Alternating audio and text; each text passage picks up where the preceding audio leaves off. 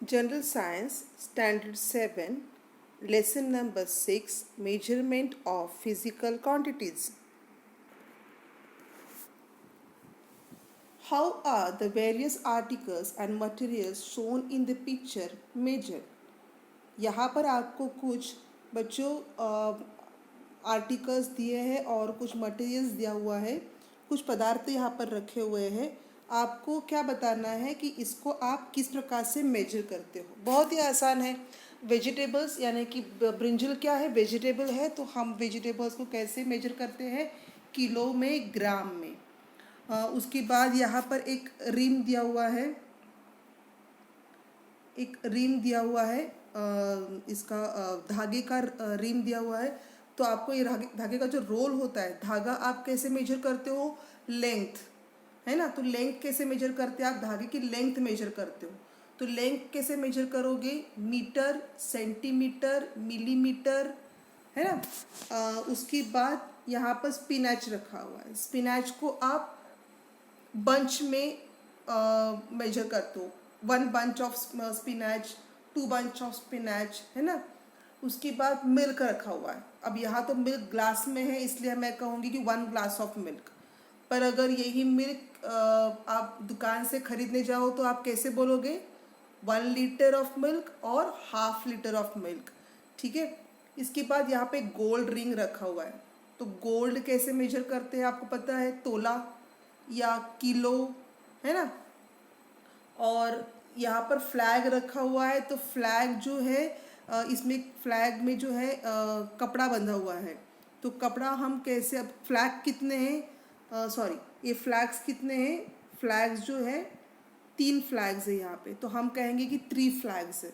तो जितनी क्वांटिटी है उससे हम इसको मेजर करेंगे। तो ये इसका मतलब क्या है, तो फिजिकल क्वांटिटीज़ या फिजिकल थिंग्स का मतलब क्या है, फिजिकल मटेरियल का मतलब क्या है।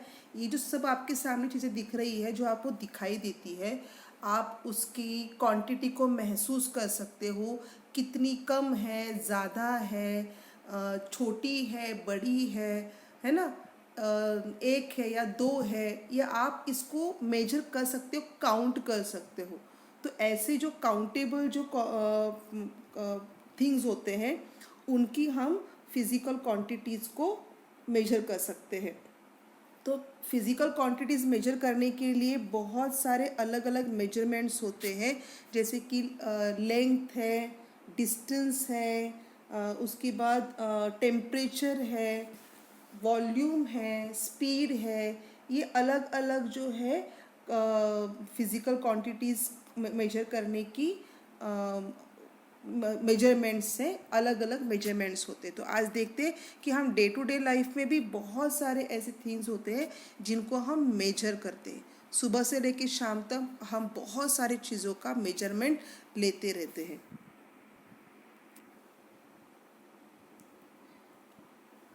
In day-to-day life, we measure many things such as the weight of fruit,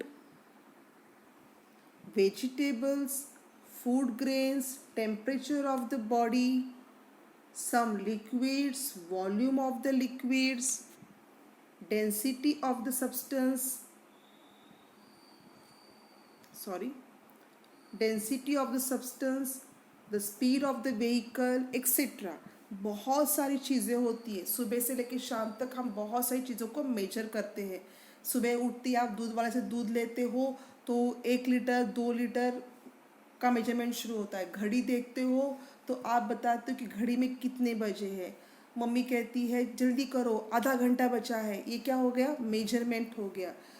उसके बाद आप मम्मी आपको बताती कि मैंने आपको 1 ग्लास भर के दूध दिया हुआ है, ये मेजरमेंट हो गया। 1 चपाती दी है, ये भी मेजरमेंट हो गया, काउंटिंग हो गई, है ना। उस बहुत सारी चीज़ें होती है। फिर आपको स्कूल के लिए दौड़ना पड़ता है। आपका स्कूल 10 किलोमीटर की दूरी पर है, तो ये 10 किलोमीटर भी क्या हो गया, मेजरमेंट हो गया। घर से लेकर स्कूल तक की दूरी आपने यहाँ पर मेजर करी है। ये अलग आपके बैग का वज़न 5 किलो का है, बहुत हेवी है, ये सब क्या हो गया, ये सब मेजरमेंट्स हैं। आप इस प्रकार से अलग अलग मेजरमेंट्स से अपना रोज़ का दिन भर का काम शुरू करते हो। तो आगे देखते हैं, quantity such as mass, weight, distance, speed, temperature, volume are called physical quantities. बहुत इंपॉर्टेंट सेंटेंस है, आपको एग्जाम के लिए पूछा जा सकता है। क्या बताया है देखो यहाँ पर, quantities such as mass, weight, distance, speed, temperature, volume are called physical quantities। ये बहुत ही इम्पोर्टेंट सेंटेंस है, आपने नोटबुक में उसको अंडरलाइन करके रखो, अपने टेक्स्ट बुक पे इसको अंडरलाइन करके रखो। ये क्वेश्चन भी पूछा जा सकता है वन लाइन आंसर के लिए। व्हाट इज़ फिजिकल क्वांटिटीज़ या विच आर फिजिकल क्वांटिटीज़। तो आपका ये आंसर आपके पास रेडी होना चाहिए। Quantities such as mass, weight, distance, speed, temperature, volume are called physical quantities. अब फिजिकल क्वांटिटीज जो होते हैं वो दो टाइप के होते हैं, एक होता है स्केलर क्वांटिटी और दूसरा होता है वेक्टर क्वांटिटी। अब इसका क्या मतलब है, आपके थोड़ा सा ये टर्म नया है पर बहुत भी नया नहीं है। आपको स्केलर क्वांटिटी और वेक्टर क्वांटिटी, आप ये टर्म्स आपके लिए नए हैं, न्यू हैं, लेकिन आप ये जो मेजरमेंट से फिजिकल क्वांटिटीज़ जो है वो आपके लिए रोज़ की है, अलग कुछ नहीं है। बस उसको हमने दो टाइप में डिवाइड किया है, स्केलर और वेक्टर। अब इसका मतलब क्या है पहले वो समझ लेते हैं। Scalar quantity, a quantity that can be completely expressed by its magnitude alone is called a scalar quantity. Magnitude, a quantity that can be completely expressed by its magnitude, ऐसी क्वांटिटी जो सिर्फ और सिर्फ मैग्नीट्यूड से express की जाती है। अब मैग्नीट्यूड मतलब क्या है, मैग्नीट्यूड का मतलब बताऊँ मैं आपको बहुत ही इजी और सिंपल वे में, कि मैग्नीट्यूड का मतलब होता है, मैग्नीट्यूड का मतलब क्या होता है कि जैसे कि आप कोई भी मटेरियल है उसको किसी नंबर से, किसी न्यूमेरिकल से अगर आप उसको एक्सप्रेस कर रहे हो, जैसे कि अगर मैंने आपको बताया 1 मीटर, तो 1 मीटर क्या है, 1 मीटर ऑफ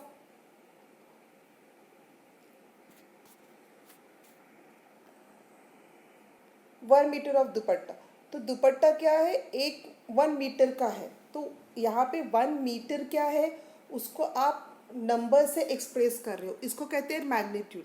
तो यहाँ पर सिर्फ किसी नंबर से आप उसको एक्सप्रेस कर सकते हो, मैग्नीट्यूड से सिर्फ और सिर्फ किसी क्वांटिटी को अगर आप सिर्फ और सिर्फ मैग्नीट्यूड से एक्सप्रेस करते हो तो उसे कहा जाता है स्केलर क्वांटिटी।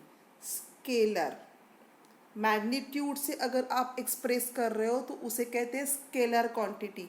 जैसे कि मैंने कहा आपको कि लेंथ, ब्रेथ, मैंने बोला ना आपको कि सिर्फ आप किसी नंबर से या किसी न्यूमेरिकल से उसको आप एक्सप्रेस कर रहे हो। मैं सिर्फ और सिर्फ टेबल की लेंथ बता रही हूँ, टेबल की ब्रेथ बता रही हूँ, टेबल का वॉल्यूम बता रही हूँ, टेबल की का एरिया बता रही हूँ, टेबल का मास यानी कि वज़न बता रही हूँ, मैं मेरे बुखार टेम्परेचर बता रही हूँ कि मेरा टेम्परेचर कितना है, आज पुणे का टेम्परेचर कितना है। तो ये एक नंबर है, ये सिर्फ एक नंबर है। डेंसिटी, टाइम, 10 बज गए टाइम बता रही हूँ, आज मैंने कितना काम किया मेरा वर्क बता रही हूँ। तो ये सब क्या है, this is called scalar quantity, क्योंकि यहाँ पर हम सिर्फ मेजरमेंट जो है वो मैग्नीट्यूड से एक्सप्रेस कर रहे हैं, only with the help of magnitude, इसलिए इसको कहा जाता है स्केलर क्वांटिटी।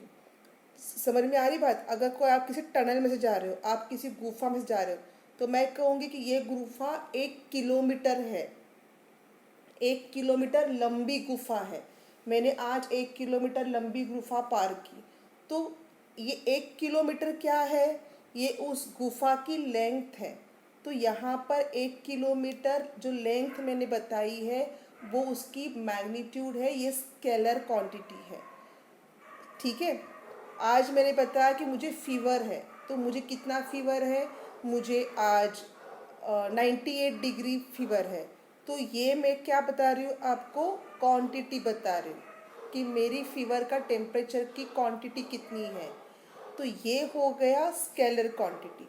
जब मैं बात करती हूँ वेक्टर क्वांटिटी की, तो यहाँ पर सिर्फ और सिर्फ हम मैग्नीट्यूड के बारे में नहीं बात करते, तो यहाँ पर मैग्नीट्यूड के साथ साथ हमें डायरेक्शन की भी बात बतानी होती है। यानी कि यहाँ पर सिर्फ आप किसी नंबर से, किसी न्यूमेरिकल से आप मेजरमेंट एक्सप्रेस नहीं करते हो, यहाँ पर आपको डायरेक्शन भी बताना होता है। जब आप डायरेक्शन बताते हो मैग्नीट्यूड के साथ साथ, तब उसे कहा जाता है वेक्टर क्वांटिटी। ध्यान रखो, जैसे कि मैं डिस्प्लेसमेंट है, वेलोसिटी है, इसको कहेंगे आप वेक्टर क्वांटिटी। जैसे कि मैंने अगर बताया कि मैं आज पूना से मुंबई की तरफ, मैंने आज जैसे कि अगर मैंने कहा कि मैं पूना से मुंबई की तरफ जा रही हूँ, तो पूना से मुंबई की तरफ जाने का जो मेरा डिस्टेंस है वो तो यहाँ पे 150 किलोमीटर का है, लेकिन पूना से मुंबई जाना ये जो है मैं आपको यहाँ पे डायरेक्शन बता रही हूँ। तो यहाँ पर मैं सिर्फ आपको मैग्नीट्यूड ही नहीं, मैं आपको डायरेक्शन भी बता रही हूँ कि मैं पूना से मुंबई की तरफ जा रही हूँ। तो ये हो गया आपका वेक्टर क्वांटिटी कि यहाँ पर मैं सिर्फ मैग्नीट्यूड नहीं बता रही हूँ, तो आपको मैं डायरेक्शन भी बता रही हूँ। तो जहाँ पर आप डायरेक्शन की बात करते हो तो वो हो जाता है वेक्टर क्वांटिटी। और वेक्टर क्वांटिटी के एग्जांपल्स कौन से हैं, displacement and velocity, displacement and velocity. और जो आपकी स्केलर क्वांटिटी थी उसके एग्जांपल्स कौन से थे, उसके एग्जांपल्स थे length, breadth, area, temperature, density, time, work, ये स्केलर क्वांटिटी के एग्जांपल्स थे।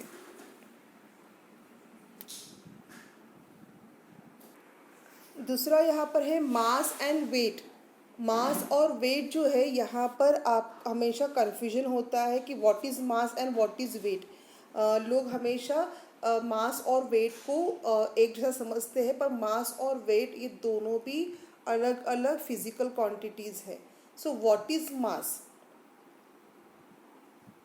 The amount of matter present in a substance is called mass.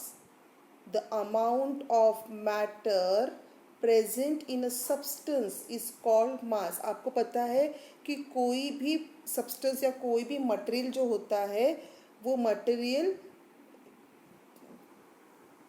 छोटे छोटे, बहुत छोटे छोटे कणों से बना होता है, जिसको कहा जाता है मैटर।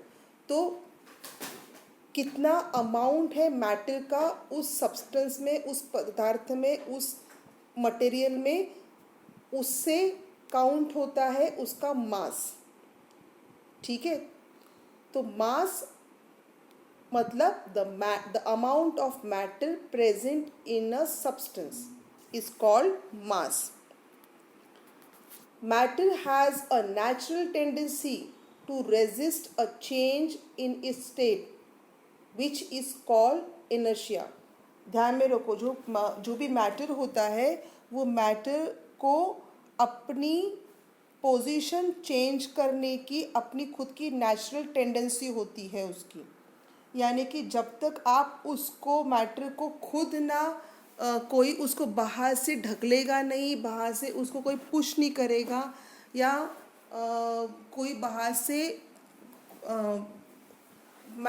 किसी भी मैटर पर जब तक कोई बाहर से प्रेशर नहीं डालेगा, तब तक मैटर अपना जो प्लेस है वो छोड़ता नहीं है। ये इसकी नेचुरल टेंडेंसी होती है, जिसको कहा जाता है इनर्शिया। तो मास जो है is a quantitative measure of the inertia of an object, किसी भी पदार्थ के, किसी भी मटेरियल के का जो इनर्शिया है, वो इनर्शिया को मेजर करना मतलब उसका मास मेजर करना। याद रखो, आपको समझ में आ रही मेरी बात? मास का मतलब होता है किसी भी पदार्थ में या किसी भी मटेरियल में कितना मैटर है ये काउंट करना, उसे कहा जाता है उसका मास। ठीक है, यहाँ पर सिर्फ और सिर्फ मैटर को, अमाउंट ऑफ मैटर को यहाँ पर आप मेजर कर रहे हो, आप सिर्फ और सिर्फ अमाउंट ऑफ मैटर मेजर कर रहे हो, इसलिए ये एक स्केलर क्वांटिटी है। यहाँ पर मैग्नीट्यूड का मेजरमेंट होता है, यहाँ पर सिर्फ और सिर्फ अमाउंट ऑफ मैटर को ध्यान में रखा जाता है, इसलिए ये एक स्केलर क्वांटिटी है। It does not change from place to place. आप कहीं भी जाओ, ध्यान दो, आप किधर भी जाओ, आप सपोज अगर आपके पास एक दूध का थैली है जिसमें 1 लीटर का दूध है, आप किधर भी जाओ 1 लीटर के दूध की थैली में 1 लीटर का ही दूध आपको दिखाई देगा। क्यों? क्योंकि उसके अंदर जो मैटर भरा हुआ है, अमाउंट ऑफ मैटर है, वो क्या है? उसका इनर्शिया, यानी कि वो उसकी जो क्वांटिटी है वो यहाँ पर सेम रहेगी, वो बदलेगी नहीं। आप कहीं भी जाओ वो सेम ही रहती है। ठीक है, इसको कहा जाता है mass. The quantities of mass and weight. Weight और मास दो अलग अलग है, याद रखो। मास जो है वो स्केलर क्वांटिटी है, ये अमाउंट ऑफ मैटर पे डिपेंड करती है। इनर्शिया जो नेचुरल टेंडेंसी है किसी भी मैटर की, उस पर ये डिपेंड करती है, उस पर ये पूरी तरह से बनी होती है, इसे कहा जाता है मास। और मास जो है ये अमाउंट ऑफ मैटर पे डिपेंड करता है, इसलिए इसे स्केलर क्वांटिटी कहा जाता है। और आप कहीं भी जाओ, कहीं भी जाओ, किसी भी मैटर, किसी भी सब्सटेंस का मास चेंज नहीं होता। पर अगर आप वेट पे जाओ, वेट, वेट क्या है? तो वेट मतलब कोई भी पदार्थ हो, कोई भी सब्सटेंस हो, वो सब्सटेंस का वेट का मतलब क्या होता है कि वो ग्रेविटेशनल फोर्स पे डिपेंड करता है। आप अगर अर्थ पे हो तो अर्थ की जो ग्रेविटेशनल फोर्स है, अर्थ की जो ग्रेविटेशनल का फोर्स का जो भी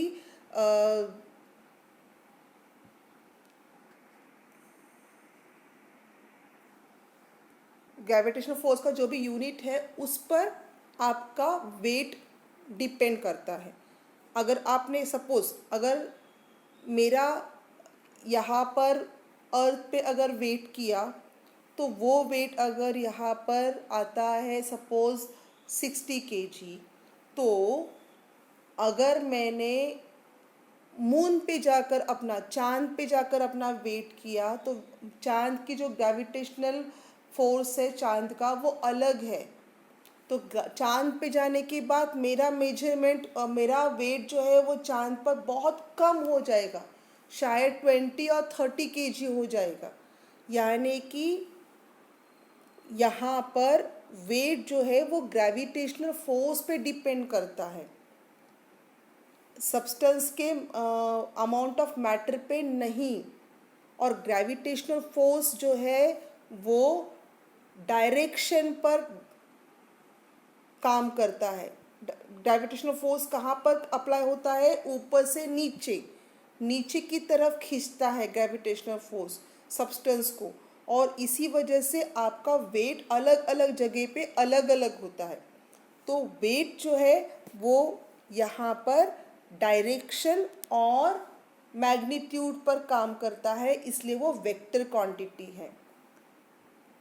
मास ये सेक्टर क्वांटिटी है और स्केलर क्वांटिटी है, और जो वेट है जो कि ग्रेविटेशनल फोर्स पर डिपेंड करता है वो एक वेक्टर क्वांटिटी है।